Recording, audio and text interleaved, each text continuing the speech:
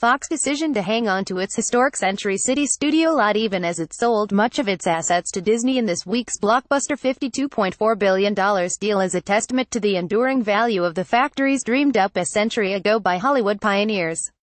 Interneting services such as Netflix and Amazon are cranking out and television shows at an increasing pace, competing for stages with old-line studios and relatively younger players such as HBO and Showtime. The location of the 2 million square foot lot on the west side, where many people working in entertainment and technology live, also makes it especially valuable, real estate experts said, a jewel Rupert Murdoch would understandably be loath to part with. Indeed, Fox laid the foundation for a major expansion of the West Pico Boulevard lot last year when it filed a proposal with the city planning department to add more than 1 million square feet of offices, stages and other production and support facilities over the next 20 years. It's unclear whether Fox will pursue the expansion, which is undergoing a lengthy environmental review. But there is not expected to be vacancies at the lot due to Walt Disney Co.'s acquisition of the 20th Century Fox and television studio and other Fox assets. Peter Rice, president of corporate parent 21st Century Fox, told employees at a town hall meeting after the deal was announced that Disney will lease the storied lot for 7 years. That means employees in businesses that Disney is buying as well as those that will remain part of the slimmed-down Fox will be staying put for now. The lot features 15 stages that are mostly occupied with TV productions. Shows that have recently filmed there include Fox The Orville, ABC's Modern Family and CBS Life in Pieces. The latter two shows are 20th Century Fox productions but air on other networks. Fox The Simpsons has been based on the lot for decades. Sources Maps and OpenStreetMap at Lot Times Graphics in the past. Non-Fox productions have leased stage space, including House, which aired on Fox but was produced by NBC Universal. But today, the lot is almost exclusively occupied by Fox TV production. Typically, production companies rent stages and other studio facilities on a project-by-project basis, and demand is robust. Los Angeles area stages were 96% occupied last year, according to Filmol, which tracks production. High occupancy is a good thing for studios, as it means there are more paying tenants, Filmol, said in a report. From this perspective, 2016 was a very good year. The production boom even extends to social media companies such as Snap Inc., the Venice parent of Snapchat, which is expected to start creating its own original, scripted content. It's also goosing the real estate market outside of studio lots as new players soak up commercial space.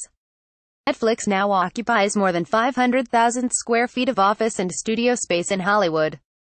Hulu rents nearly 200,000 square feet in Santa Monica. YouTube is operating more than 300,000 square feet in Playa Vista, and Amazon recently leased more than 280,000 square feet in Culver City. The office market might soften a bit because of the Disney deal. Fox leases about 400,000 square feet in an office building in Century City next to the lot. That rental space is most at risk of being reduced, according to a new report by Bank of America Merrill Lynch, because Disney may want to shrink its office space related to SNTV networks as it consolidates following the acquisition.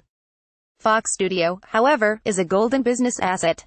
By hanging onto its lot with its stages, theaters and editing bays, Fox can continue to generate substantial income for itself while its property increases in value, said real estate broker Carl Molstein of JLL.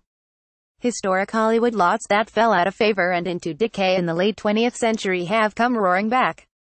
The 15-acre Hollywood Center Studios, where comedy daredevil Harold Lloyd and budding tycoon Howard Hughes filmed, sold for $200 million in May to Los Angeles independent studio operator Hudson Pacific Properties Inc. Hudson Pacific said it will continue to rent out stages and other production facilities there while planning a major addition including offices, parking and infrastructure valued at more than $50 million. Among the company's biggest clients is Netflix, which leased an entire 14-story office building that Hudson Pacific recently completed on its Sunset Bronson lot in Hollywood. Videoing giant also will occupy another 5-story building under construction there, as well as multiple stages and production offices. That kind of demand was one factor in leading broadcast giant CBS Corp. To ponder the sale of its 65-year-old Television City studio complex in the Fairfax district. It reportedly has received unprompted interest among potential buyers. Some prospective buyers are considering maintaining TV production operations there and turning its acres of surface parking lots into stores, offices and underground parking or multi-level garages, if city officials approve.